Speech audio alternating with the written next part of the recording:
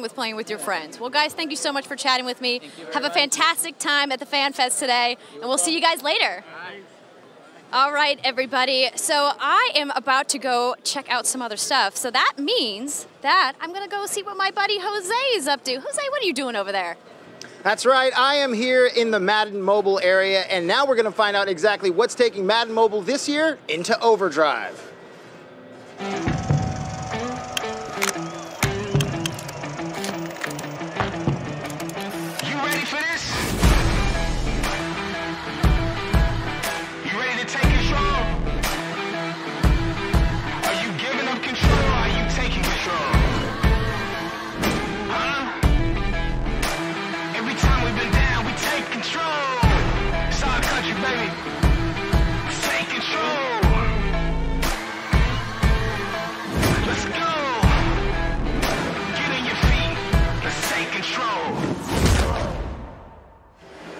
That's right. This year, Madden NFL Mobile becomes Madden NFL Overdrive. I am here with Mark and Joe, and they're going to tell me exactly what is going to take this mobile overdrive. What does overdrive mean to Madden Mobile?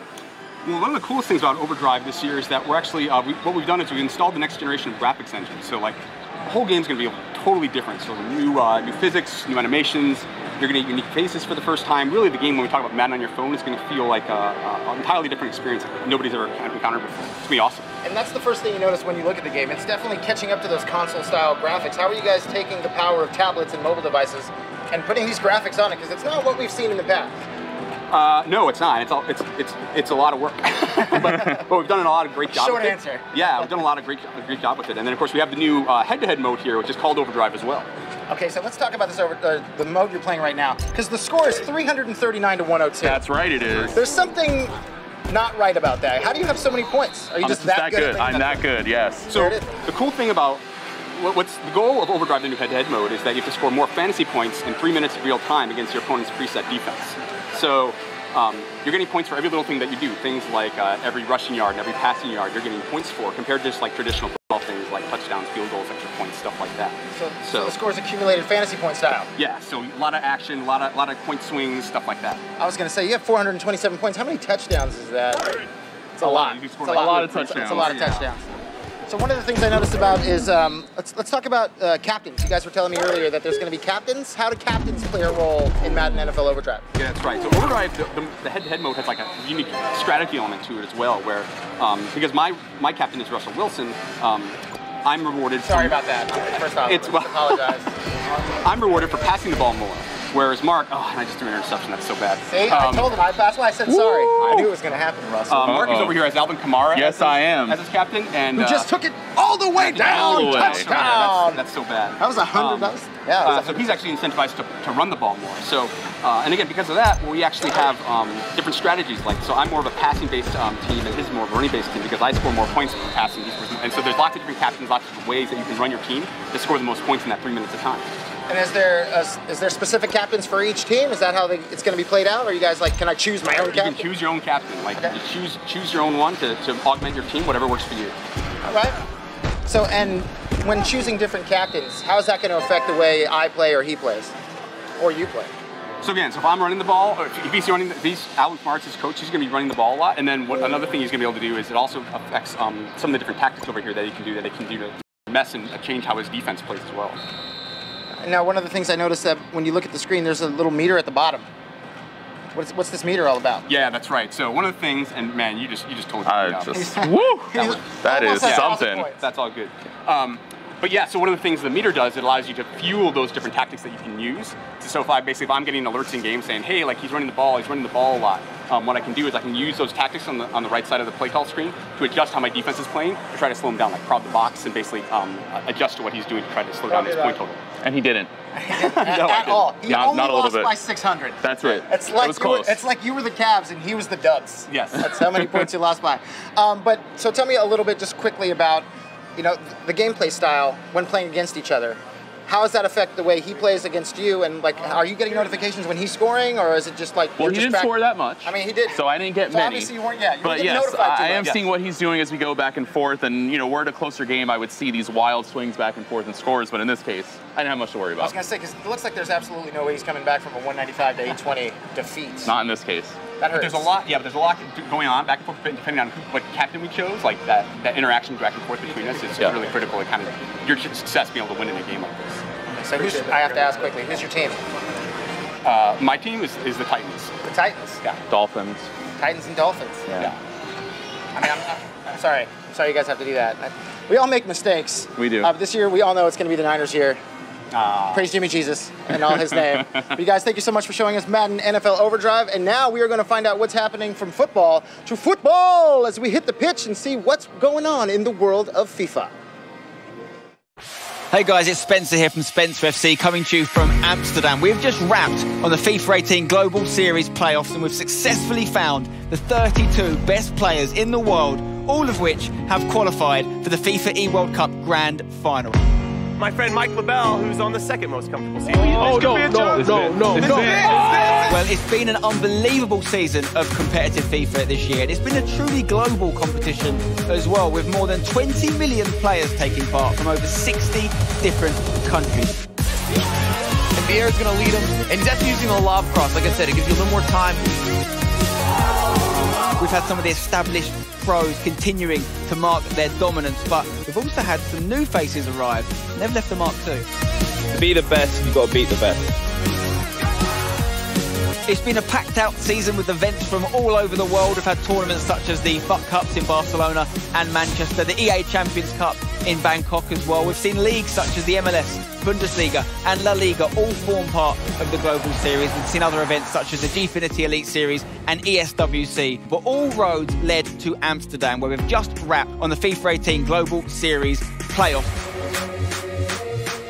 And there we go, congratulations to Nicholas. So now we know the 32 players who will compete for the trophy, the massive cash prize and the title of the world's best FIFA player. It all kicks off on August 2nd to August 4th in London. You can catch all the action across EA Sports FIFA channels. So we'll see you at the grand final for the conclusion of this dramatic season of competitive FIFA.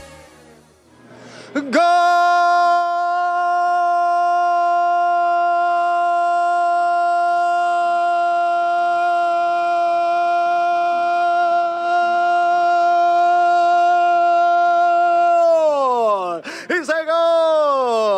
Man, I get amped when I get to talk about FIFA. As you can see, 20 million players from 60 countries came together in tournaments all around the world for one reason, to become the best FIFA player in the world. And it's all going down this August in London at the E-World Cup. Oh my God, I wish I was there. I wish I could be one of the 32 guys who, traveling around the world, gotta be an awesome feeling. But to become the best FIFA player, it's the most popular sports game in the world. And now you can be the best player in the world. That opportunity could be yours if the price is right. No, I'm just kidding. If you're really good at FIFA, because 32 players from around the world, again, coming together in London for that E-World Cup to be the best player in the world, to be crowned best player in the world. Unfortunately, it's not going to be me, but I do know the best host in the world happens to be Andrea Renee. So let's find out what she's doing. Andrea. Oh, thanks so much, Jose. That's very kind of you. And you may have a shot at FIFA someday. You just got to practice a little bit more, buddy. But right now, I am standing inside the Access Lounge here at EA Play. It is a doozy of a structure, you guys. And there's shade, which is amazing. And I've got the lovely Elena here to talk to me all about it. How's it going today? It's going amazing. Thank you so much for coming up into our not-so-little lounge. Yeah, so what's the story behind this? You were telling me that when you guys originally envisioned Access Lounge, that it was something completely different. Yeah, as you know, all of the planning from our team takes about a year. So about 9 months ago, we said, what do we want to do? And we were thinking maybe we have a tent in the corner for our Access members. We hand out some water. And then 9 months pass, and it's a 3-story structure with the rooftop deck. I mean, certainly an upgrade from a water tent, that is for sure. Yeah. So who are the folks that are going to be able to come into the Access Lounge? Well, we're not exclusive, so everyone is welcome to come up to the Access Lounge. We have some games set up that we're going to have from our library, the vaults. We do have water. We also have power for your phone. But for our Access members, we have a special little gift for them. Spoiler, but it's a fanny pack full of awesome goodies. So we can't have an outdoor festival without fanny packs. It's like festivals and fanny packs go together. Yeah, sunscreen, a fan, everything you need, because it is going to be hot in LA this weekend. Yeah, and for some reason I decided wearing black was going to be the right call. Going with the dark colors, not the right thing, but that's okay. So in addition to everything that's happening right here at the Access Lounge, you guys are doing this crazy streaming initiative. Let's talk about it. Well, we have so many fans that can't come to LA. Not everyone obviously can make the trip. So we knew we wanted to do something online, and we decided to stream. And someone said, well, how many games do you have in the vault right now? And we were like, 100 or so? And they go, yeah, let's go ahead and stream it. So we are actually streaming 100 hours, 100 games with 100 streamers, from Baby Ariel to King Batch to Ali A to Juan Pa, streamers from all over the world, and we are going 24 hours. We started yesterday at 9 a.m. and we will be going through Tuesday. Well, man, go big or go home, I guess, 100 hours. But it makes sense because EA is such an international company. We were just talking about that, when we were interviewing the fans downstairs. There's clearly going to be people awake in all these different time zones. Yes, thankfully we had so many streamers that were like, give me the 3 a.m., give me the 5 a.m. So thank goodness. You can check that out on twitch.tv/EA and look for our hashtag #UnlockPlay to find all of the amazing streams we have going on. Awesome. Well, before I let you go, I got to know, of this 100 games, you got to have a fave, right? I do. You know that my heart sits in Edmonton with the BioWare team, so Mass Effect 2 and Dragon Age Inquisition are two of my favorites in the vault. They're actually just my favorites. So I'm also excited to see everything that's going to go on with Anthem this week. I swear I didn't pay her to say that, you guys. We just are both big BioWare fans. Well, Elena, thank you so much for talking to me today. And don't forget to check out that 100 hours, 100 streamers, you guys. It's going to be amazing. So right now, I'm going to head inside the Palladium to get ready for the press conference, which is going to start in just a few minutes. So I'm going to send it over to Jose, who I believe is in the Sims booth. Jose, what are you doing over there? Oh, hello. Sometimes you have to stop and smell the roses. Here at the flower wall in the Sims booth. That's right, we are talking about The Sims. I've made my way to the Sims booth. And what do we have over here? A couple of game changers, Deli and James. How are you? Nice to meet you. Nice to meet you guys. So tell us a little bit about who you are and what makes you so prolific in the world of The Sims. I'm Deligracy, and I'm a YouTuber and streamer, and I make Sims videos mostly. I'm James Senna. I run a channel called The Sims Supply, and I play The Sims, build houses. I love to design some cool things in it. And so obviously, new expansion is coming. Seasons. Yes. Oh, I'm so excited. Why are you excited about Seasons? What's going to get other Sims fans excited about the Seasons? Because you have rain and snow, and it's just going to seem so much more real. So I'm pumped for the rain, I think, mostly. I'm really excited for winter because it absolutely looks beautiful. Like, I cannot wait to see all the different worlds covered in snow. And when winter is coming, you know what happens, right? It's going down in the world of The Sims. Oh, yeah. That's of course.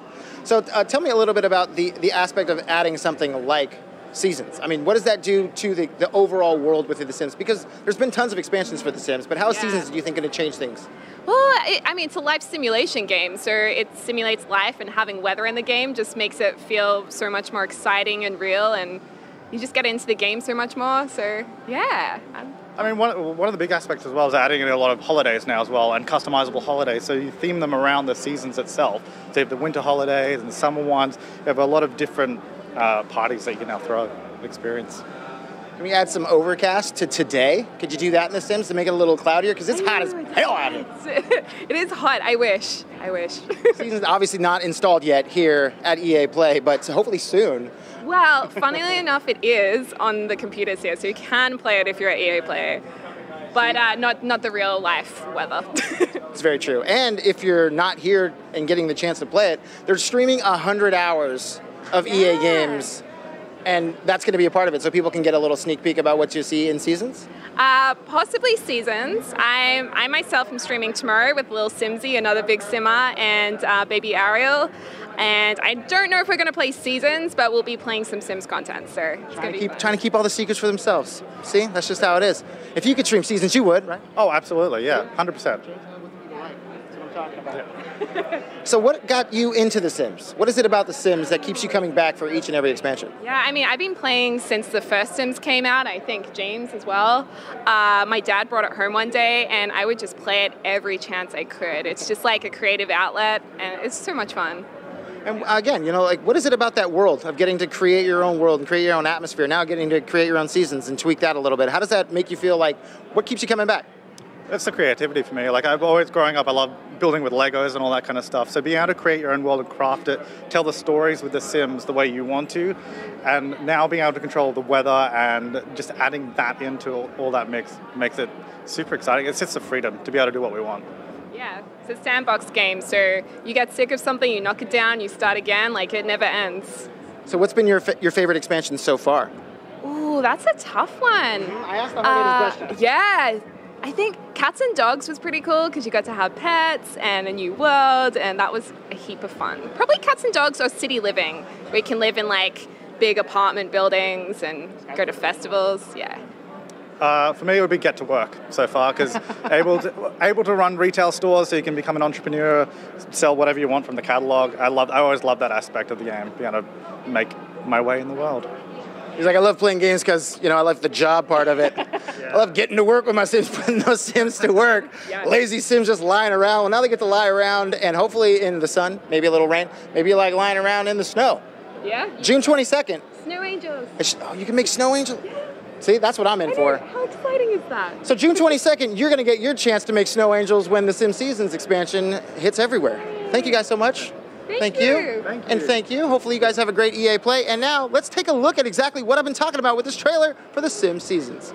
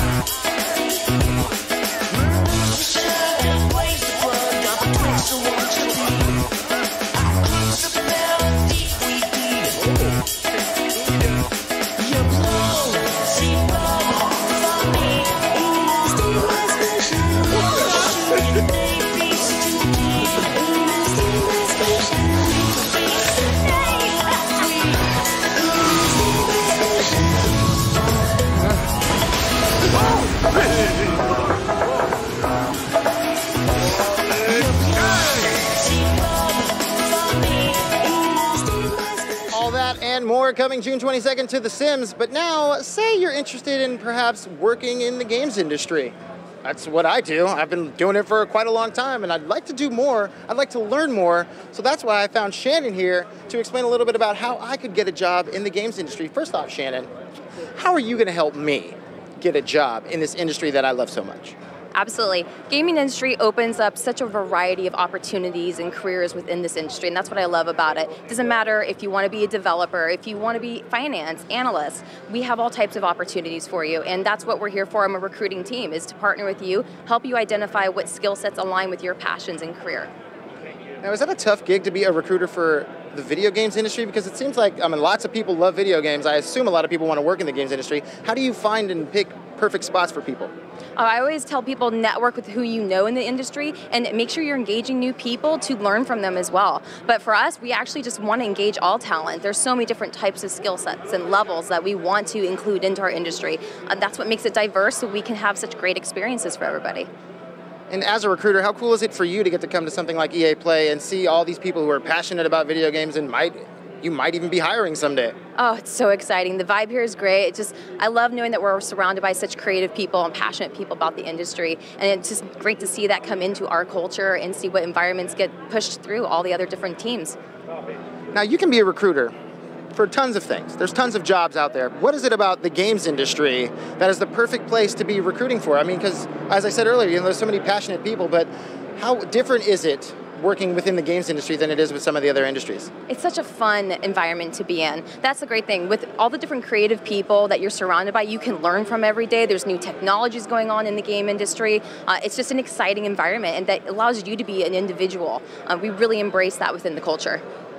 And what got you into this industry? I mean, again, tons of industries out there, but what is it about games that brought you into that world? I'm passionate about gaming. I love to game, and for me to be able to merge recruiting with gaming is a dream come true for me. So I encourage that to anybody. If you love gaming, get out there, go to EA Careers, check it out, see what we have for you to check to potentially just be involved with. Like I said, we have everything from recruiting, HR, finance, artists, designers, programmers. We love every type of skill set. So that's all we have to do is go to ea.com/careers? ea.com/careers. Check out our world, check out our locations across the globe. Shannon, thank you so much. I appreciate it. Have a great time. I'm going to have an awesome time, and that's just one job that you can get in the games industry, but perhaps playing video games is the job you want. That's right, playing the games. How about playing the games way before they even come out? EA has play testing available for you. That's right, you can be a gameplay tester. That means playing games months, sometimes years before they come out, and having the opportunity to help develop that game and make sure that it's the perfect game and the game you want it to be. Maybe you live in the United States, Canada, Sweden, Australia, London. EA has studios in all those locations that make it super easy for you to go to. So if you just go to ea.com/playtesting, you can find the perfect career path for you in testing video games. It sounds so amazing. You don't live in those areas? There's something in there for you too. Why? Because you can possibly test games from the comfort of your own home. You don't even need to leave the bed. You could just be hanging out in your jams, testing video games, giving your feedback, and helping how these video games are made. So once again, ea.com/playtesting. Go there, find out all the information. You'll make a couple clicks here and there, and you too can be playtesting video games way before they come out and telling me what's coming out so I know all the secrets. Because who doesn't want to do that? I want to do that. So that's, again, playtesting. Go check it out. And now we're gonna go ahead inside and see what Andrea's doing. I think she's busy. So she looks a little too busy for me. But look at all those people in there sitting down, hanging out, getting ready for the show. EA Play is only a few minutes away. And that is what's happening inside the Palladium.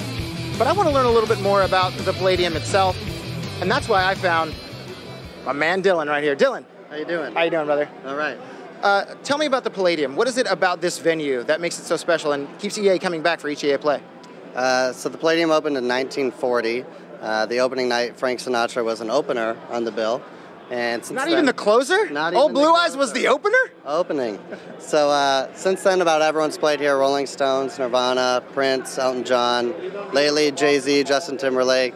Dave Chappelle filmed a special here. So about everything in between. And then last year, EA came in for the first time, transformed the parking lot, the venue, blew it up even more this year. And so now we have this festival here with gaming, music. It's a great time.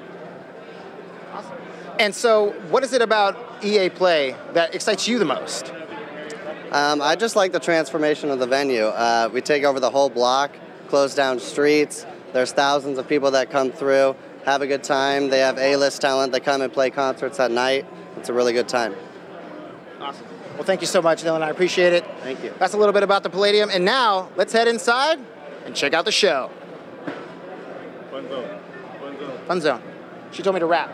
I was rapping. We're still going. We're not rapping. I was lied to. Welcome to the Family Fun Zone, my friends. This is where you can get all your real racing action on. It may be a mobile game, but say perhaps you'd like to play a game in a race chair with a steering wheel. There are 4 stations. Look at this guy's jumping the stage. He's like, I'm ready. I'm jumping in live. No pressure, but the camera's on. There's a ball pit over here. There's food over here. We're going inside. Let's head inside and check out the show.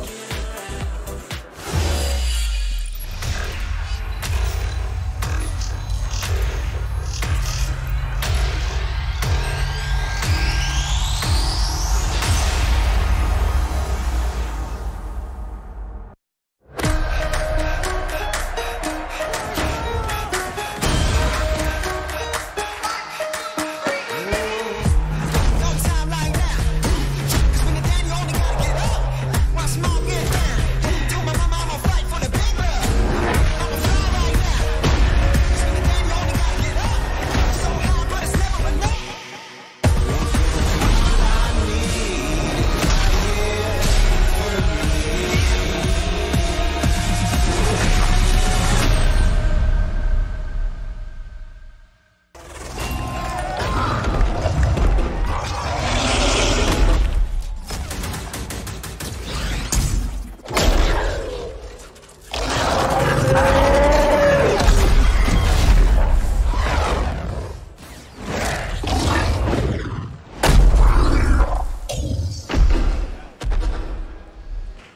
Oh my gosh, how cool was that?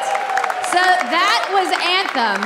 We're going to talk about that a little bit later in the show. But welcome everybody to EA Play. I'm Andrea Renee, and while you might recognize me from the gaming community, I'm kind of a new face around here. So this year, EA wanted to change things up because they know that I'm both a gamer and a fan. So they invited me to come and host the show. And I think this year is going to be a lot of fun, you guys. I hope you're ready, because we're about to kick the press conference off. But before we do that, EA Play is more than just the show you're about to watch. Right behind these doors, there is a fan fest outside, and it is huge this year. It's a full 3-day gaming festival where thousands of gamers can come and play games for free. Now, inside the theater here, there are hundreds of community members from all over the world who are going to be capturing, streaming, and getting their first impressions of the games that we're going to be showing off here today. But before we can get to that, we've got some reveals, of course. We're going to kick things off with a look at Battlefield 5 multiplayer. Now, I know Trevor Noah gave you the first look. Yeah, we can clap it up. Last month, but we've got some new stuff to show you today. Then we're going to move on to FIFA 19, and boy, do they have some big news, you guys. Any World Cup fans? You guys excited? Yeah, it's going to be awesome. Then we've got 2 new indie games to share, and then I'm going to come back towards the end of the show with some of my favorite developers to give you guys a nice, meaty look at Anthem. And of course, yeah, we got the woos for Anthem. I'm into it. You want to do this with me? Well, wouldn't it be fun, you guys, if I told you all the secrets at once, right? Well, give him a break. He needs to just enjoy the show. So without further ado, let's get things started.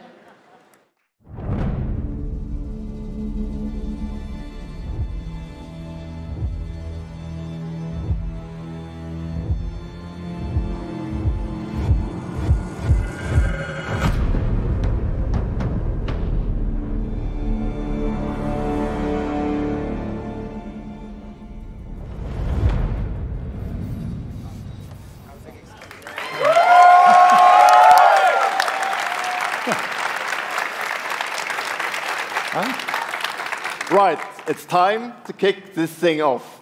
It's been 2 weeks since the reveal of Battlefield 5. And you know what? It's been exciting, there's been a lot of speculation, and so many brilliant remixes of a reveal trailer. But there's also been lots and lots of questions from the community. And we've heard you want to see more gameplay innovations.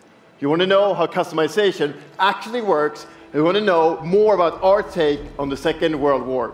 So today, we'll show you more gameplay and why this is the deepest and most immersive Battlefield yet. It certainly is. You will be able to dive and smash through windows to surprise your enemies. Where previously defenses were stationary, you will now be able to move these weapons around on the battlefield and gain advantages. And our renowned destruction system is back and more impactful than ever. So, well, you can't really hide from those pesky tanks anymore as they come chasing you for you, as they rip through those buildings. And you will now be able to customize your soldiers, your vehicles, and your weapons, not only for the gameplay, but for the looks, as part of our portrayal of the Second World War. And that's just the tip of the iceberg in Battlefield 5. You're going to see a lot more of our new gameplay systems here at EA Play from our community. So let's talk about our single player in War Stories. Yes, let's do that.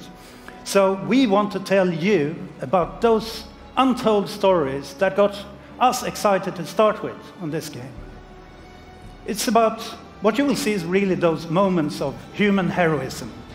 It is about witnessing the war through the eyes of the men and the women who shaped the world forever. Real and relatable people facing the brutality of war. We started off by an exclusive look at the Nordlys war story over at the Xbox briefing tomorrow. Thanks, Lasse. Something not to miss tomorrow. So, our launch in October is just the beginning. You will all go on an expanding journey through the Second World War. No loot boxes, no premium pass. Every day will bring something new. And as part of that journey, after launch, you'll get something I know a lot of you have been asking for. It's Royale.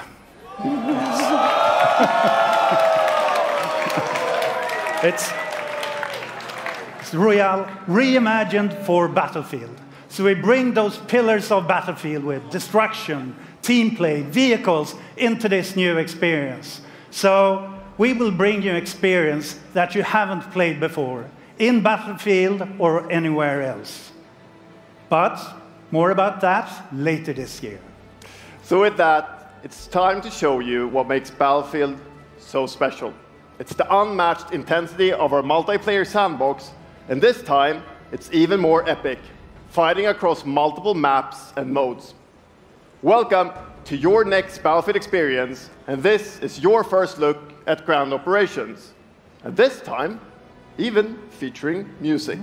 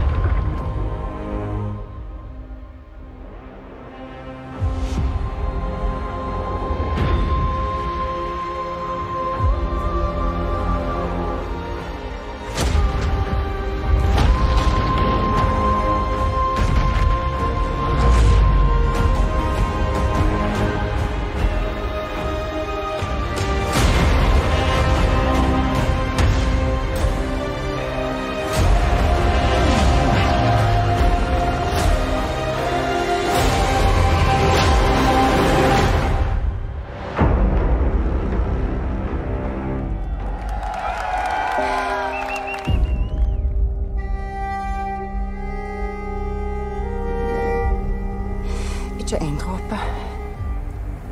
Jeg elsker deg. Sus!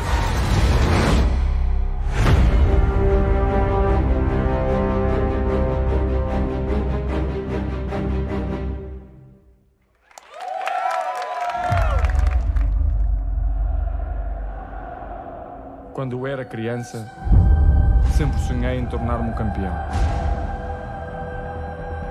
É preciso determinação e vontade de vencer. Até mesmo nos momentos mais difíceis, tu tens de continuar a acreditar. Esta é a tua oportunidade de te mostrares ao mundo. Tu és um campeão.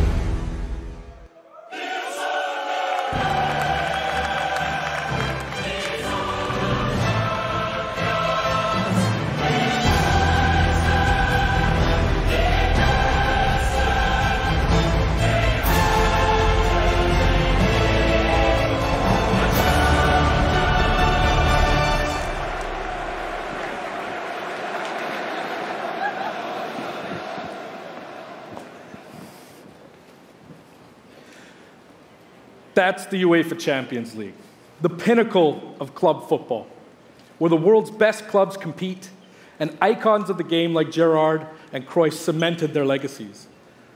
The world's biggest league joins the world's game.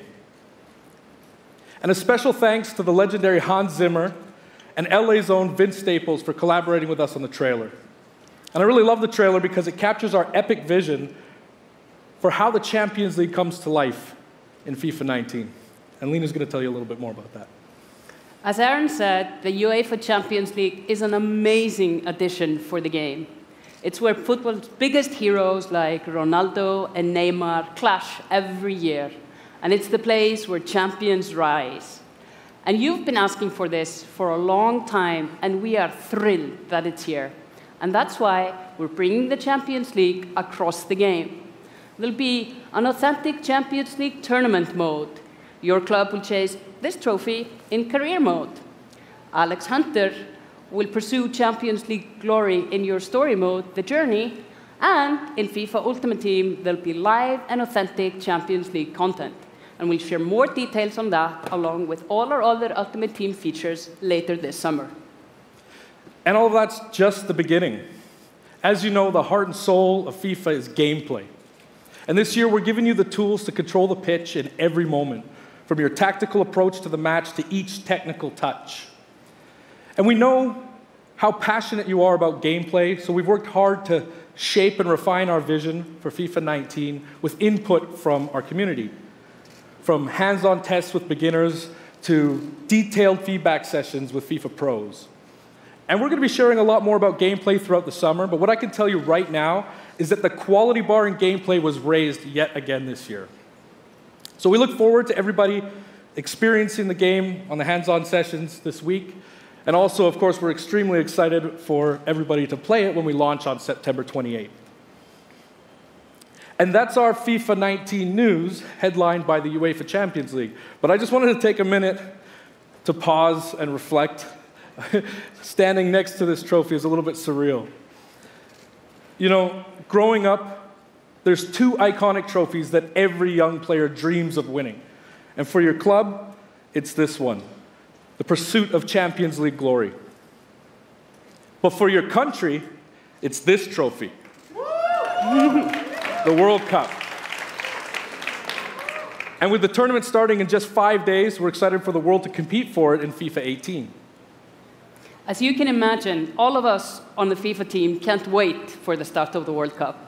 And we want to celebrate with FIFA 18 players, which is why we've just updated the game with a free World Cup experience on PlayStation 4, Xbox One, PS, PC, and Nintendo Switch.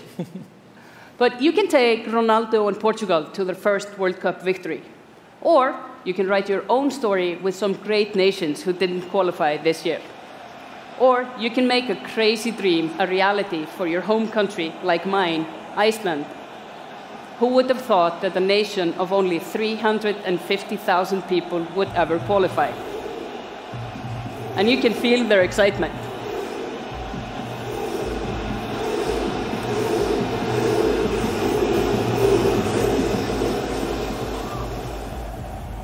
Apologies to any England fans in the room, that might still sting. And Lena isn't the only one who's excited. FIFA 18 players are loving the World Cup experience so far.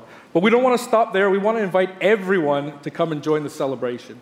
So I'm pleased to announce that for a limited time, FIFA 18 complete with the entire World Cup experience is available for a free trial on PlayStation 4 and Xbox One and on PC through Origin Access. Yeah, you can download and play the entire game right now for free. Yeah.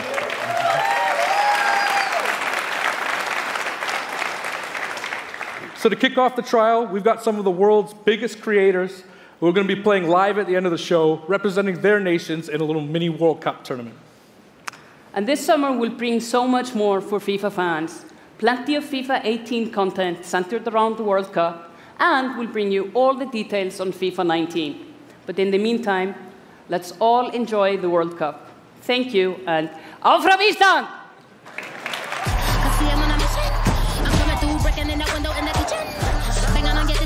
That's how I made this beat. From the young money we have for me. And if you didn't know I need it, right away. So when you see us in the street, better keep running. High horse of us, we coming.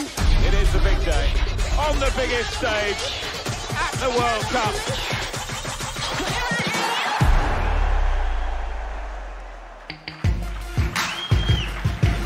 Good morning. EA Sports, FIFA 19. You know, the FIFA community never rests. 20 million people from 60 countries playing in competitive leagues this year. Well, the FIFA team never rests either, bringing the Champions League and the World Cup and so much other greatness to FIFA this year. We can't wait for you to experience it all. We've got so much to do here today, but I want to welcome you to EA Play. It's our third EA Play and our second one in Hollywood, and we couldn't be more excited to have you with us to share all the games that we have to show you. We've got lots to do, but before we move on, I'd like to share just a couple of things. The greatest disruption to the consumption of entertainment media in the last 5 years is the combination of streaming plus subscription. As consumers, watching movies, watching TV, listening to music, reading books has never been easier. And we believe that disruption is going to have a profound impact on our industry in the next few years. And so over the last couple of weeks, you will have seen that we announced a new team from Israel has joined Electronic Arts to help our investment to extend our thinking and extend our pioneering into this cloud gaming world. For many people, that's going to mean extending the experiences they already play on our partner platforms. For others, it's going to mean new games and new modalities of play across a whole variety of platforms. But for everyone, it's going to mean playing games anywhere, anytime. So this week, we've got a tech demo running. All of our games streaming in HD from the cloud to multiple devices that you'll be able to try out for yourselves. Now, it's not quite ready for full market prime time yet, but it is a promise of what we hope to bring you in the future. The second part of that, of course, is subscription. And we started subscription a number of years ago, and many millions of you have signed up and experienced the joy of being able to have full access to a great catalog of games. Today, we're announcing Origin Access Premier. So 3 things you need to know about it. Origin Access Premier will bring you all of our new PC games, starting with Madden NFL, back on the PC for the first time in over a decade. Then FIFA 19, Battlefield 5, and of course Anthem. And there'll be many more titles in the years to come. Second, you get access to the Vault, our library of over 100 games from EA and other publishers. And third, it will launch later this summer. So that's a little later in the year, but if you want to get started right now and experience the benefits and joys of subscription, come in and play a free trial of Origin Access, our base subscription, this weekend. Thank you and have a great show.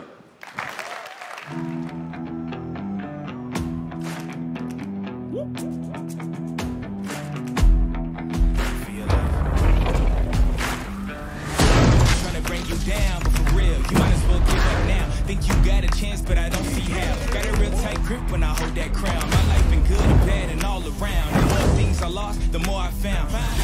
Came here ready to fight on this night. You better just run for your life.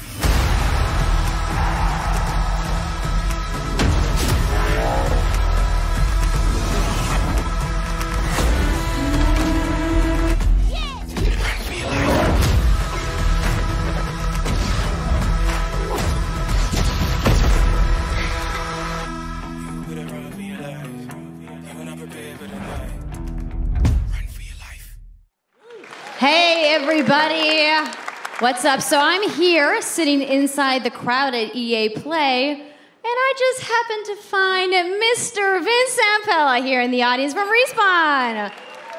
What's going on, Vince? How you feeling today? I'm feeling great. I love this stuff. I love seeing new games. I mean, someone's super excited about that man on PC, right? Yeah! So, you guys may have seen that Vince was tweeting yesterday, and there has been a bunch of speculation. So, you want to just get right to it? Sure. I mean, we're not ready to show all of our stuff yet. We're working on a bunch of stuff. It's amazing. The teams are kicking ass. But we wanted to bring a little tidbit. So we've been working with Lucas on getting the name and kind of the setting for what our Star Wars game is going to be, and we're going to talk about it right now. Oh, you guys got any guesses? I bet you the internet is going wild right now. I hope so. So the Star Wars name is Jedi Fallen Order. Woo! So Star Wars Jedi Fallen Order. Yeah, so it kind of gives you some idea that you'll be playing a Jedi. So does that mean I get to, like, hold a lightsaber? Yes. So Vince, you got anything else? Well, it takes place during the dark times. Trying to be a little vague here, but when the Jedis are being hunted, so it's going to be spectacular. So for all the hardcore nerds out there who want to know where in the timeline, between which episodes is it? Between 3 and 4. Okay, all right, between 3 and 4. That sounds like a nice time. You got any other tidbits? It's not a nice. It's a dark time. It's a dark time. Bad time. Does that mean this could just be all dark and serious? It's amazing. All right, so I think people are now anxiously want to know, when can we play the game? It will be holiday of next year, 2019, not this year. Sorry to dash any hopes. No. But now that we know, we can set expectations. We're all going to be amped up. And hopefully we'll hear more from you maybe next year. Oh, yeah. Well, Vince, it was great to see you. Thanks for stopping by the show today. We do have a little bit more news on Star Wars, so I'm going to toss it over to Dennis.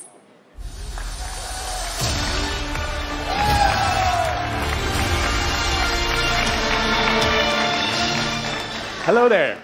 My name is Dennis. I work at DICE in Stockholm on Star Wars Battlefront 2. I'm really happy and excited to be here today, so thank you so much for hanging out with me for a little bit. So we launched our game in November of last year, and clearly we didn't get it quite right. So instead of coming out of the gate sprinting like we really wanted to, we had to take a step back and make sure that we were delivering the game that our players really wanted. So we decided to completely overhaul our progression system and add a bunch of new character cosmetics for players to collect instead. So from there, we added a new hunt mode inspired by the original Battlefront games that I loved personally, starting with the Ewoks on Endor. And thank you. It turned out to be by far the most popular update of the game, and the team loved building Ewok Hunt. So, as you might know, we're currently in our Han Solo season with content from the movie coming next week. It's headlined by the new planet Kessel, a really dangerous place, and it features the return of one of our favorite modes, Extraction. So looking forward a little bit, this summer we will be introducing a new squad system to the game, which will allow you to team up much easier and play with your friends. We're also adding a new Starfighter mode focused around dogfighting with your hero ships. And looking ahead a little bit more, we will also be delivering a new large-scale multiplayer sandbox experience focused around capturing command posts and attacking and taking out capital ships. But that's not all. We know that you have been asking for new heroes, villains, and planets from a certain era that features a very iconic Star Wars conflict. So I'm excited to confirm that Battlefront 2 this year will be going deep into the Clone Wars.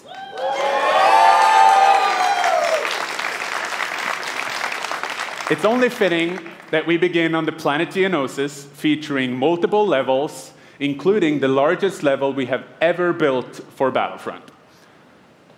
So let's talk about the heroes and villains. First, let me introduce the most powerful droid, the leader of the most powerful droid army in the galaxy, General Grievous. And yes, he will be going up against my own personal favorite, Jedi Master Obi-Wan Kenobi. Finally making his debut in Battlefront after all these years. But we're not done. That's not it. They will not come alone. Joining them is the Dark Lord and leader of the Separatist Alliance, Count Dooku, as well as someone to bring balance to the Force, Obi-Wan's unruly Padawan, Anakin Skywalker. The team at home is extremely excited to be building all of these cool things. EA and DICE are committed to Battlefront. We had a rough start, but I really think that this game has a bright future thank you very much for playing the game, providing us with your feedback, talking to us. Together, we will make this the greatest game that we can possibly build. There would be no Battlefront without you. So thank you, may the force be with you, and enjoy the rest of E3. Thanks.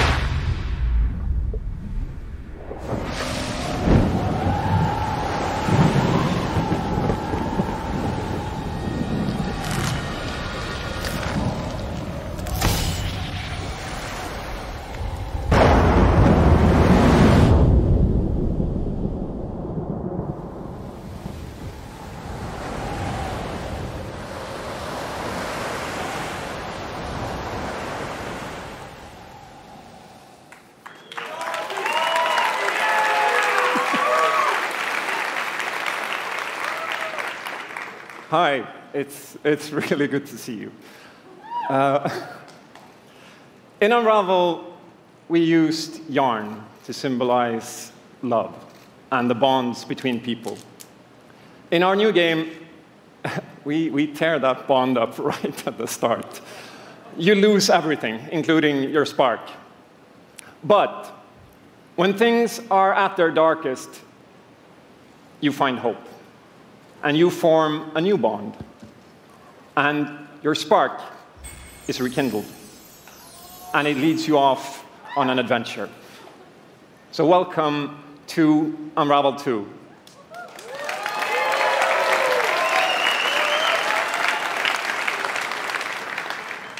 It's a game about fresh starts and second chances. These two little souls who refuse to give up and who build something new and beautiful together.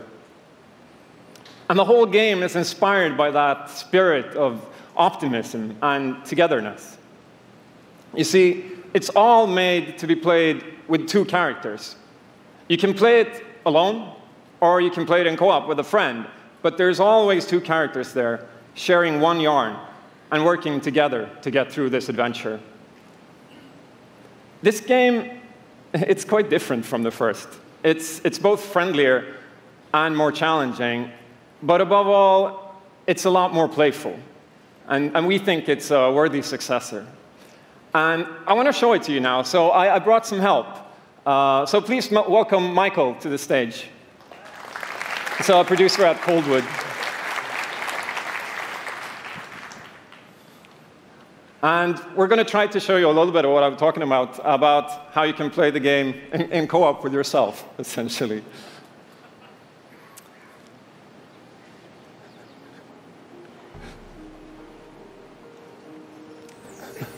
So this wasn't prepared.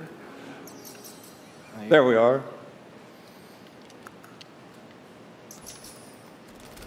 So when you're playing it by yourself, you can essentially pick up the other character and carry them along through the more fast-paced segments of the game. And we actually tried to include a bit more of those, because we figured that since it's a co-op game, we wanted to have more like thrill and danger and kind of wow moments. Places that were like fun and exciting.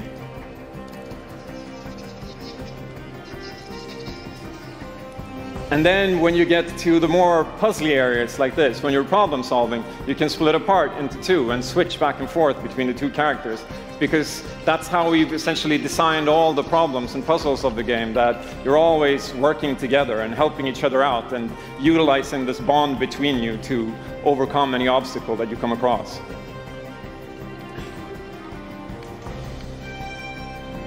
So I guess I'll jump in at this point. Yeah, come join me.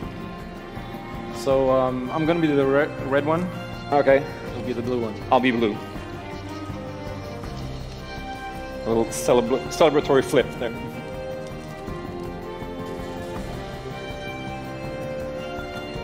And the bird is back. Oops. Okay. Playing it safely now. Oops. I'll swing. All right. Nice. And I'll catch you. There you go. Can I swing now? Okay, you go ahead. So here it goes. Oh. Okay, this is the scary part. Let's see if we can do it. Got it? Oh, very nice. Oh, faster. Oh, sweet, well done. Okay, I'll go up and distract the grouse. You can. I'll sneak up here.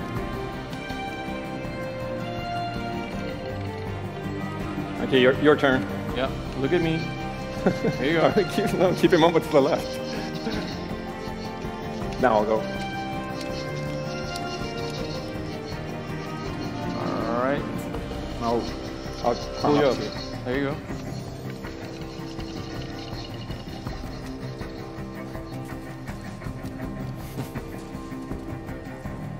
Now we can breathe again. Yeah, finally. Or can we?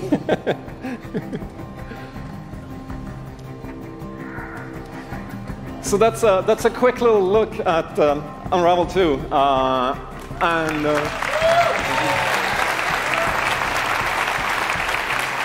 Yeah, I really hope you like it. And before I go, I just want to send some love to the team back home, because working on this game has been a completely amazing team effort on so many levels, and everybody has worked so hard. So there's a bunch of us from Coldwood here, and thank you to those, and thank you to everybody back home, and thank you. Love you.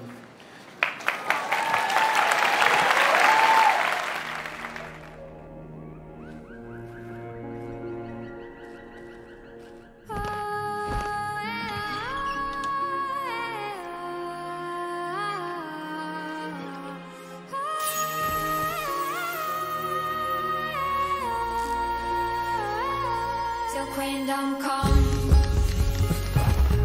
Till Queendom come. My Queendom come. My Queendom come. The sea waves are my evening gold, and the sun on my head is my home. I made this Queendom on my own, and all the mountains are my home. Till Queendom come. Till Queendom come. My Queendom come. My Queendom come. My Queendom come. My Queendom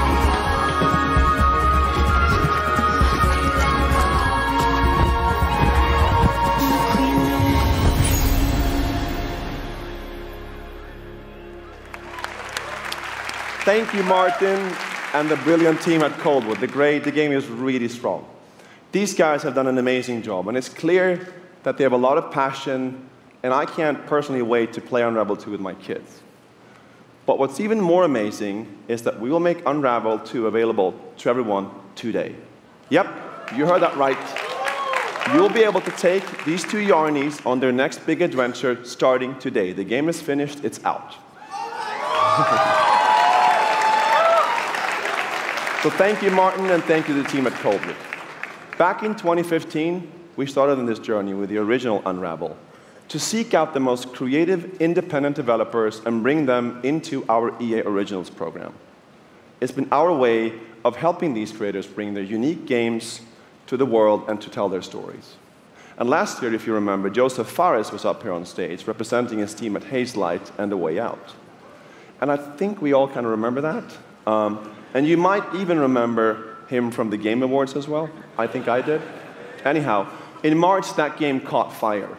It's innovative, it's fun, and it's something fresh and new, and you all loved it. We saw over 2 million players in the first 2 weeks. And A Way Out is such a huge success that Joseph and his team are expanding and moving into a new studio. So stories like this drive our industry, and it's why we will continue to work with independent developers to help them realize their dreams. Which leads us to our next EA Originals title from a little game studio in Berlin called JUN Games. When I met this team and I saw the game, I was instantly drawn to how personal this story was. It's one that carries a very powerful and important message, and it's unlike anything we have ever done. So please welcome Connie Gepper to the stage from JUN Games to tell you more about Sea of Solitude.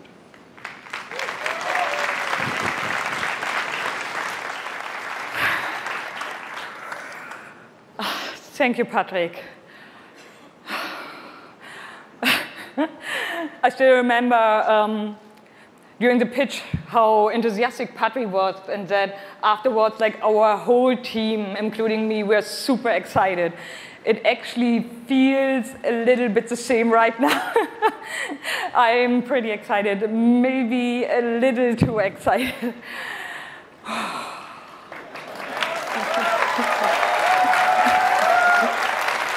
Thank you. We are JUN, a small indie game studio from Berlin, and we are developing Sea of Solitude, or SOS as we call it. The whole journey from the very first concept to actually becoming a part of EA Originals is simply amazing. Let me tell you more about our game. When humans get too lonely, they turn into monsters. This is at the core of everything you will see, hear, and hopefully feel while playing SOS. What makes this underlying concept so important and so unique is that nearly every human being can at least somehow relate to or remember the feeling of being lonely. In my case, I started writing the story when I felt the loneliest in my life. I think as an artist, you process your emotional world by letting it out and putting it into your art. I'm still amazed how the concept seems to just float out of me right into the hand and onto the paper. I think this is also why so many people can instantly connect with the game, because it's not a made-up story, even though that it takes place in a fantastic setting. In SOS, we try to show how people experience different kinds of loneliness, but also how outsiders, friends, and families see those who struggle. We achieve all this in playful ways so that players who want to simply enjoy a fantastic experience can do so.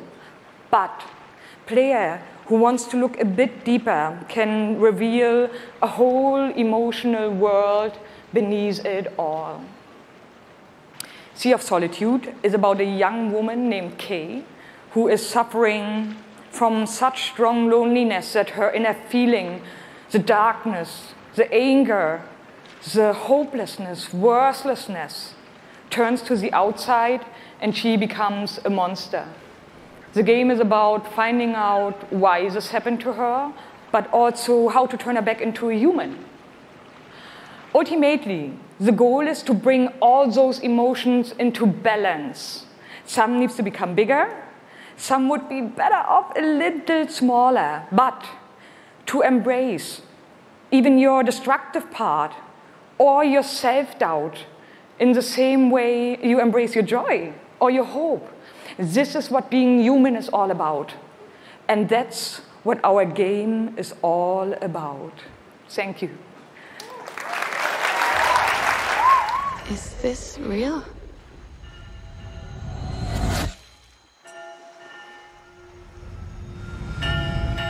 This world that I live in is empty and cold. The loneliness cuts me and tortures my soul. I'm no child of destiny and no fortune's son. I've just chased you so long now, I'm too weak to run. A new day is here, but nothing is new. Alone in my room, I tremble for you.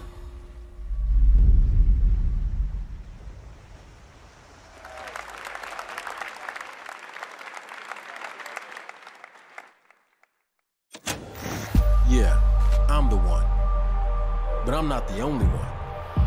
We are the one. We can shut you down, and we can put you on an island. Crossover, gather, gang. And we're balling. Be ready, because we're coming at you with the squad. Say it how you want. Trust the process, run as one, call next, or be the answer, as long as you hold your course.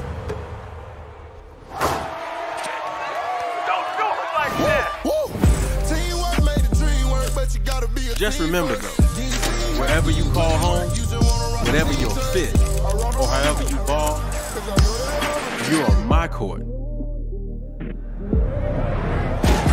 I'm the one. I'm the one. I'm the one.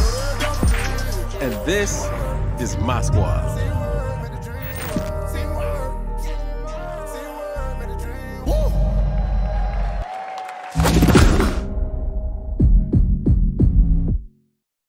My name's Shea Kivlin, aka Young Kiv. I'm from Seattle, Washington. The only goal of mine is really to win the Madden belt. Kiv's been going after that belt since 2016. At some point, he's going to need to get out of this quarterfinal and claim a major.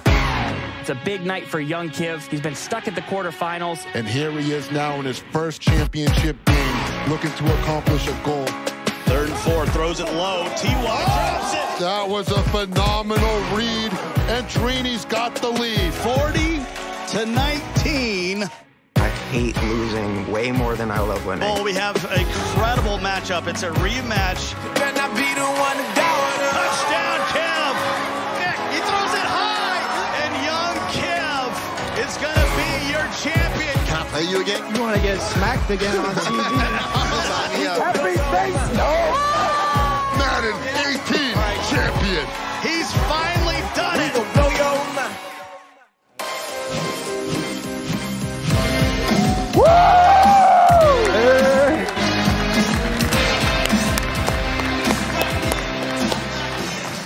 Okay, baby, how you doing? I've been good. You still recovering from that butt whooping? Wow, already starting. Okay. Hi, everybody. I'm Juju Smith-Schuster from the Pittsburgh Steelers. As you guys can see, king of touchdown celebrations. That's pretty fire. I like that a lot. As you guys know, this is Young Kiv, Madden 18, Madden champion. Like, give it up for Young Kiv, y'all. Give it up.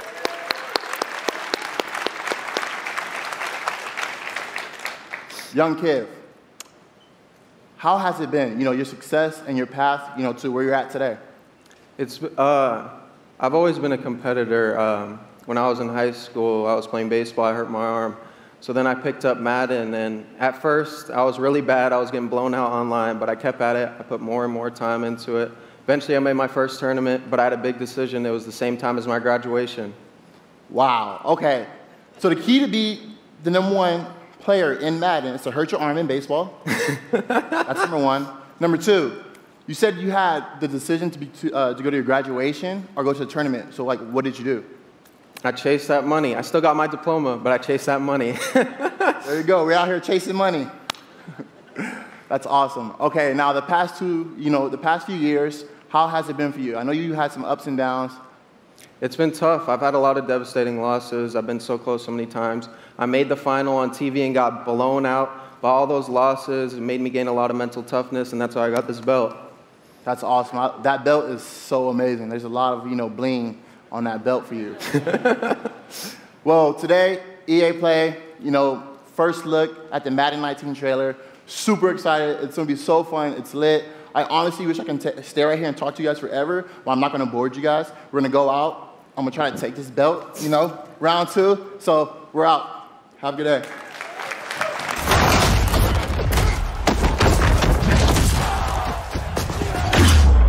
You've worked your whole life to get to moments like these. To the very top of the mountain. You battled through the pain and failure. All just to get to this place where you've been told legends are born. You fall so you can rise.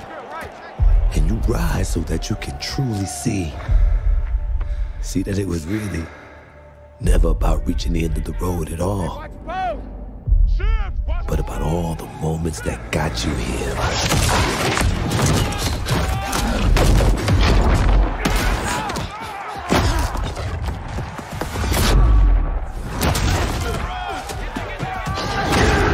So, you were in their position.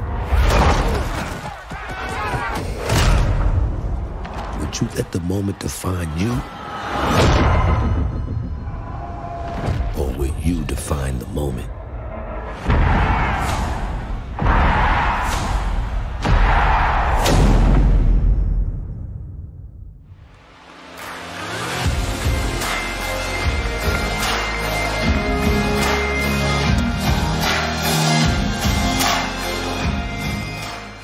Hello, ladies and gentlemen. I'm Nathanius, professional shoutcaster, here alongside Redwood Studios General Manager Michael Martinez.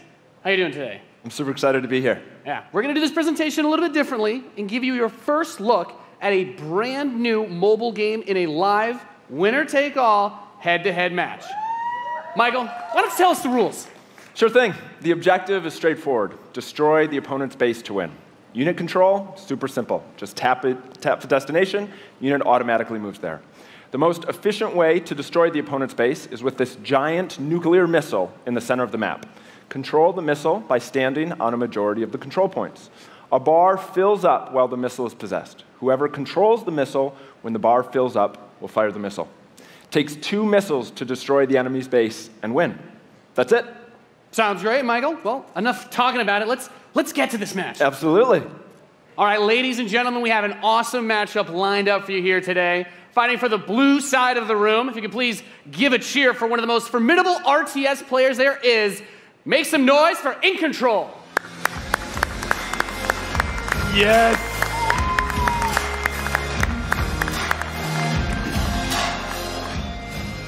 His opponent, fighting for the red side of the room, a competitive mobile gaming phenomenon. Please join me in welcoming to the stage Nick at Night.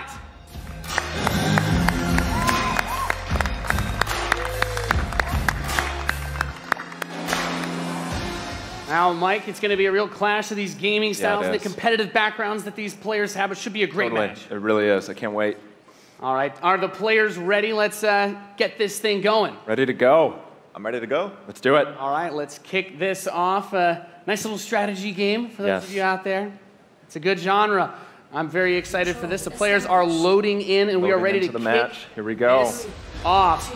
As the players' bases have been deployed and the action begins like any strategy game. Economy will be the focus. We have a harvester to start things off. Nothing too crazy yet. Nothing too crazy.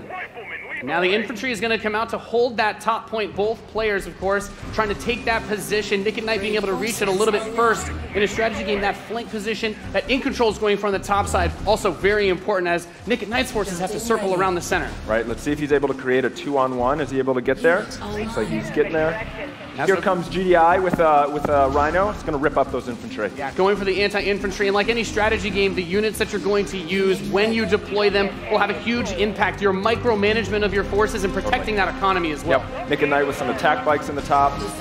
There he is. And In Control placing the turret on the top right side to help cover that Rhino as attack bikes move towards the northwest position. We can see that the missile is beginning to ready and firing that. That takes out half your base. The most important objective on the map is to hold those control zones. Right, and In Control making a lot of progress to that far right side of the match.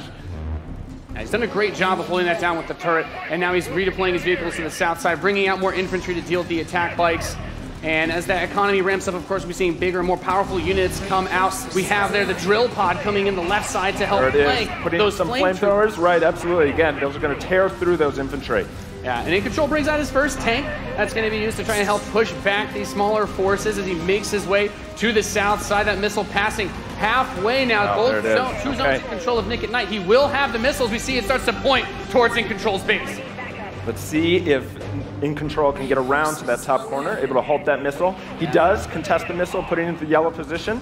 Yeah, very important, of course, blocking the pathing of those units is another big factor for this strategy. Holding those locations is so crucial as In Control begins to secure the northwest spot. Another tank's going to come out from Nick at Night to take it out, but now he's bringing out the Pitbull as well to help lock down that north position. This missile is very, very close to firing. Let's see what's going to happen. with another turret. In control flanks, he takes the top, that missile, and that fires off. Wow. And Nick at Night, one shot away from being knocked out here, as the next one will start to ready up in just a moment's time. In control's very heavy artillery force has been doing a great job at taking control of the map. Yep. And we can see as more of Nick and Knight's forces move up towards that north position, those harvesters, of course, very crucial, very important to protect those, as your economy allows you to get these big late game units. The units are going to come out a bit more slowly as you get more of them on the field. But In Control just spreading his forces out, trying to hold this advantage that he's had so far. Nick and Knight is trying to get in there, but there's a great turret placement from In Control, blocking and just ripping through again those infantry. And we see In Control now moving his tank towards this. Another drill pod we're seeing with some flame tanks. Yeah, bring in the flank. Of course, those flame guys do amazing damage to the infantry, help to clean that out. Meanwhile, 2 more tanks coming out from Nick at Night to try and secure those positions. He brings up the laser infantry on the south side as well to deal with that tank. Going for counters, trying to scout out and see what your opponent is doing and make the proper response is so important in strategy. Absolutely. Nick at Night cruising around, thinking about harassing those harvesters, coming around the far side for those rhinos. Looks like he's really pressing it. And we see that missile is starting to get close to firing with 3 zones In Control for Nick and Knight, looking to set things back the other way. In Control trying to rally his forces around. He doesn't want to engage with just 1 or 2 units. He wants to move all of them together, create a good flank position, and take over that south. And we're seeing the first mech unit from In Control. This is the Wolverine. Gonna rip, and this little, watch out for this missile. And Nick and Knight's gonna fire that one off and settle for next missile is gonna end it. Next missile wins. Let's see what happens. We'll have control. The Wolverines, as you pointed out, for In Control coming out to try and deal with these forces. But Nick at Night's done a great job of getting map presence and now also harassing the economy of In Control. There he is. Yep. Wow. Okay, we've got our first mammoth tank on the board. If In Control can get this in position, he's going to do some serious damage. That missile just past halfway ready. He's also bringing out his first air unit to deal with those. A lot going on here. It's got a lot of range, that big boy, and In Control just needs to hold this missile is nearly going to fire. It can be stolen at any point. Where is it going to go? Is he going to be able to get it off? He's got it, Max. There it is! He's going to take it. Defeating Nick at That Night was legit. Dude, that was epic. Amazing. What a match. Thank you so much. That was awesome. Any thoughts, guys? I just came to make mammoth tanks, so I've done my job. Yeah. Absolutely. That was awesome. We saw a little bit of everything right there. Perfect. Yeah. Let's hear it for Nathanius, Nick at Night, and In Control. Ladies and gentlemen, what you just saw was the worldwide reveal of Command & Conquer Rivals. Rivals reimagines the real-time strategy experience for mobile. We're giving players complete, continuous control of their armies in quick, competitive head-to-head matches that are fueled by skill and strategy. Now, Rivals will be coming to iOS and Android devices, but I'm excited to announce that Android players can play the pre-alpha today. So head to the Google Play Store, search Command & Conquer Rivals. The studio has been having an absolute blast playing this game, and we can't wait for you to play. Please let us know what you think. Thank you.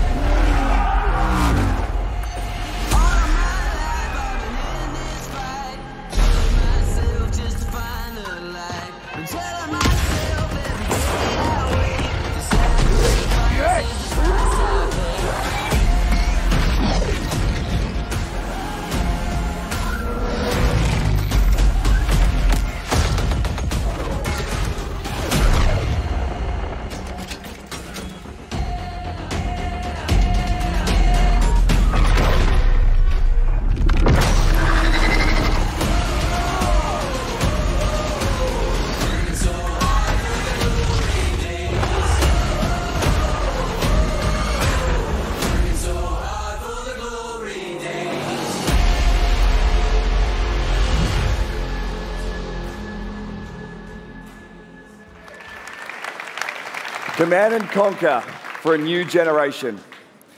Now, before we close the show with a spectacular epic anthem, I wanted to share a few final things.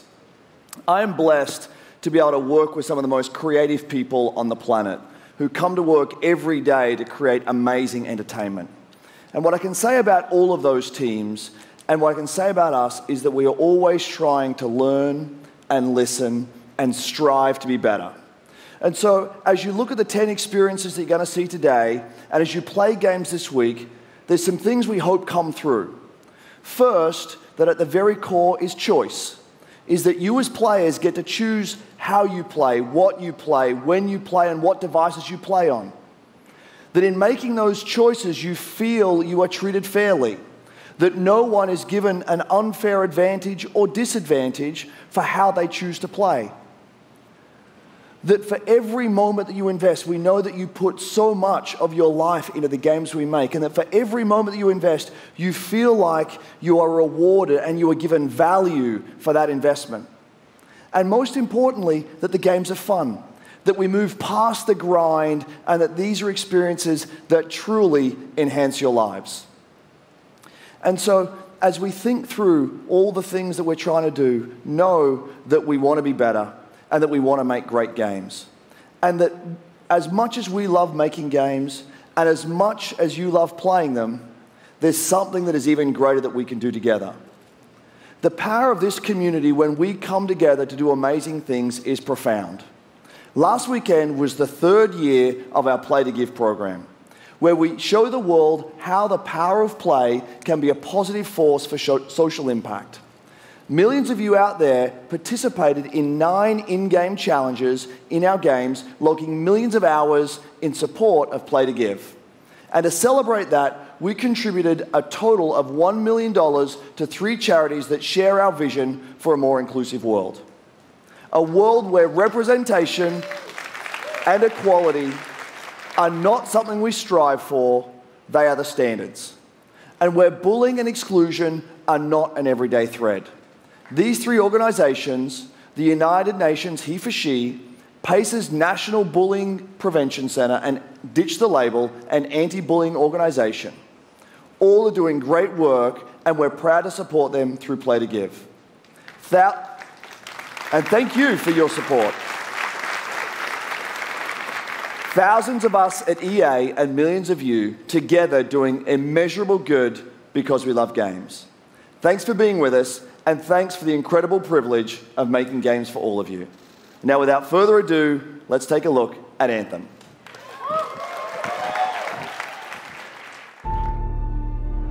The gods vanished and left our world in chaos, creating, altering, destroying. The anthem is all that remains.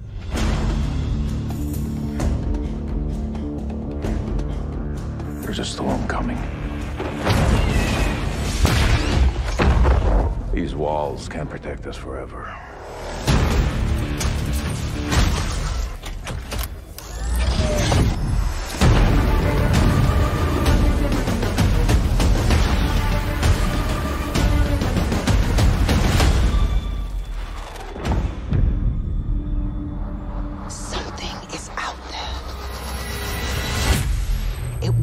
Destroy us all.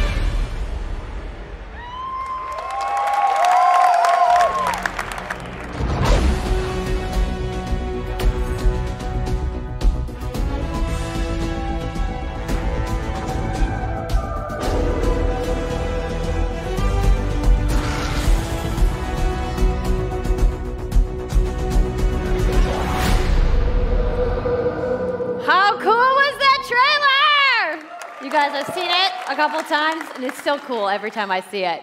So I know all of you, like me, have had tons of questions about Anthem since last year because we're all BioWare fans. So we're going to do something a little bit different for the rest of the show, and we're going to take a deep dive into Anthem. So I'm going to bring out some members of the BioWare team to chat with us. Ladies and gentlemen, please give a warm welcome to Casey Hudson, Mark Dara, and Kathleen Rutzart.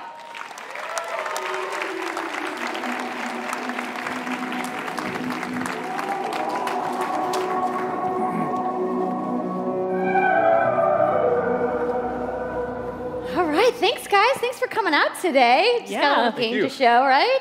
Yep. It's going to be very exciting. So, Casey, we're going to go ahead and just jump right in and get started with you. So now, we know that you all started, or Casey, you started your career at BioWare way back in the day, but you took a couple years off. But before you came back, you actually worked on Anthem before you left.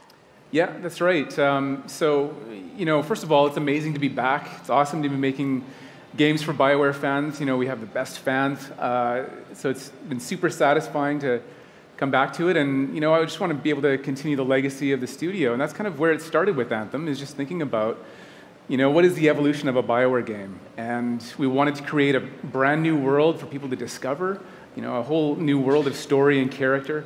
But we also wanted to do something that was, more of a dynamic and living world, a game that would change every time you came back and played it.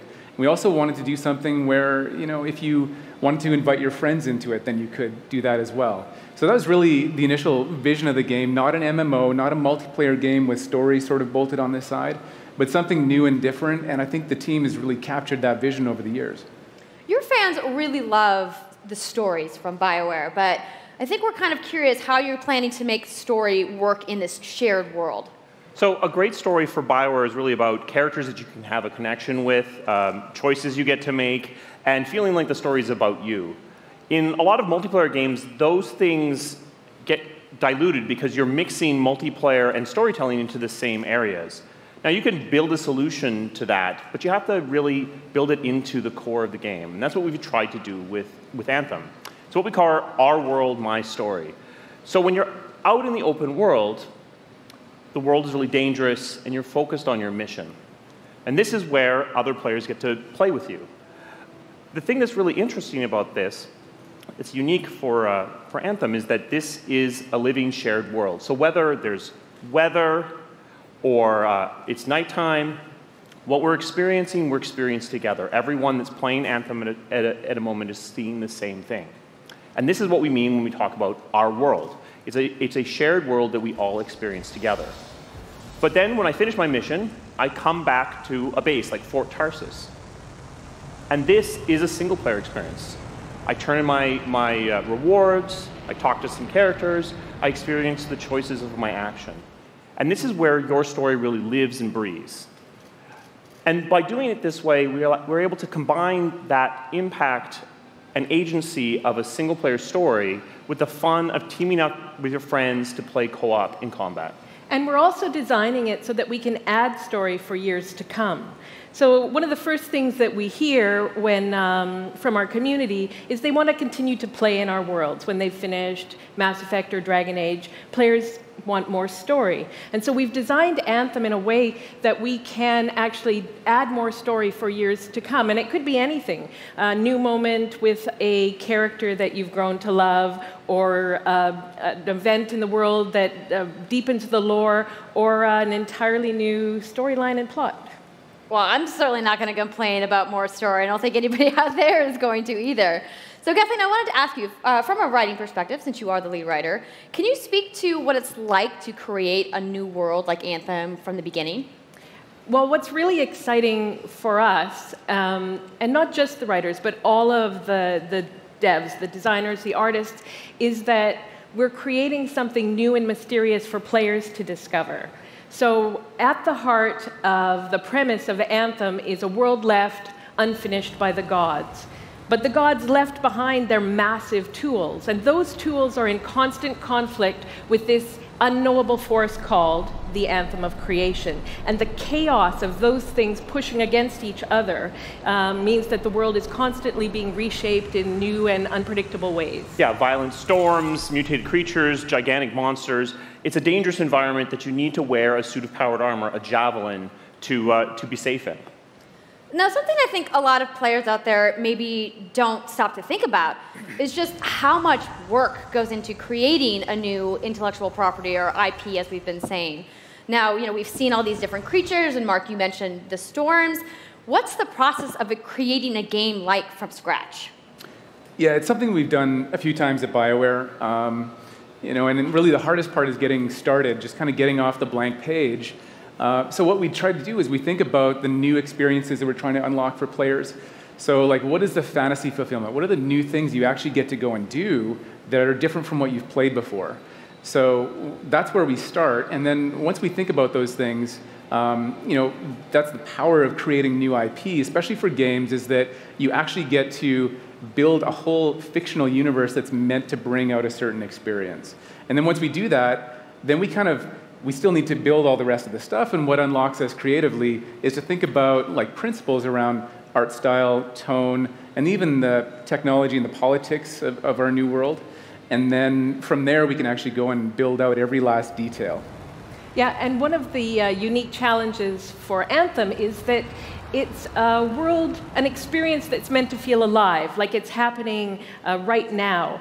And so the world is always changing, whether the storms, seasons, and yeah, it's a really great concept to write for, because what it means is it gives us the opportunity to drop into the world, almost in real time, a dramatic event that changes the world for everyone. And that could be anything from gameplay to lore. I mean, all of the moving parts in the dynamic world sound really cool, the way that they sound like they're going to come together. But even though there's obviously a lot going on, it really all comes back to your character. So let's talk about who we're going to be playing as and why we're fighting these crazy beasts. So you are a freelancer, uniquely skilled to pilot these Javelin exosuits. And you need those suits to survive and fight in this world, because the world will kill you.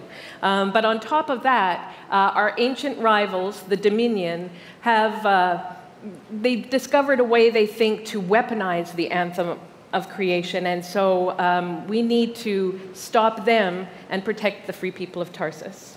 Now, I've heard you call this power armor a couple different things. Is it a suit? Is it a javelin? Like, what's the canon term here? We call them javelins, and there are 4, and they each have unique abilities. There's the Ranger, and then there's the Colossus, the Interceptor, and finally, the Storm. Yeah, so each javelin gives you a different way to play the game. But the thing to remember is, like Kathleen said, you're not your suit. You are a freelancer, a pilot, which means you can decide which suit you want to use based on your mood, based on the mission you want to engage in, or the javelins that your friends are using. So really what this allows us to do is we've built the suits to look like they're built from the materials of the world. So they each have their own unique abilities. So let's take a look at the Ranger now. The Ranger is a more generalized suit, able to do a lot of different things, really designed for up-close and personal combat, one-on-one for the most part. The Colossus is heavier, more specialized, but able to really pack in big weapons that let them devastate the battlefield. I'm just going to say the Storm looks like it's going to be my favorite. I'm sure you guys out there are picking your faves right now, too. So the javelins look awesome, but we're going to take a couple questions right now. So Casey tweeted, some of you may have seen, asking for people out there to send us your questions. And the first one is going to be from @It'sSweetNicole. As a player who is all about making their character their own, what kind of customization options will be available in Anthem? Yeah, so we really want players to express themselves, both through customizing the way their javelin plays, through gear and weapons, but also being able to personalize the way that it looks, both through paint jobs as well as changing the actual geometry of the suit itself. We want teams to be able to do this as well. And because you're going to be using a javelin for a long period of time, we really want you to be able to make it your own. I'm glad you brought that up, because actually, Jay Legato has a question connected to customization. Monetization. How, when, loot box, cosmetics? Yeah, so we are going to have some cosmetics and vanity items that you'll be able to purchase, but you're always going to know what you're going to buy before you spend any money on it. So no loot boxes, no ability to pay for power. Yay. So that means no ability to spend money on gameplay advantage at all within Anthem. But even more important than that, we want to make sure that Anthem is an immersive experience that feels like it's complete from the get-go. So that means a main story, a big open world, and an ongoing service that provides new content for a long period of time. New story, new experiences for everyone. Well, I'm glad to hear that I can make my javelin pink. That's really all I wanted to know, I'm going to be honest. All right, Casey, we talked earlier about this being a co-op experience. So can you tell me a little bit about how the team gameplay in Anthem is going to work?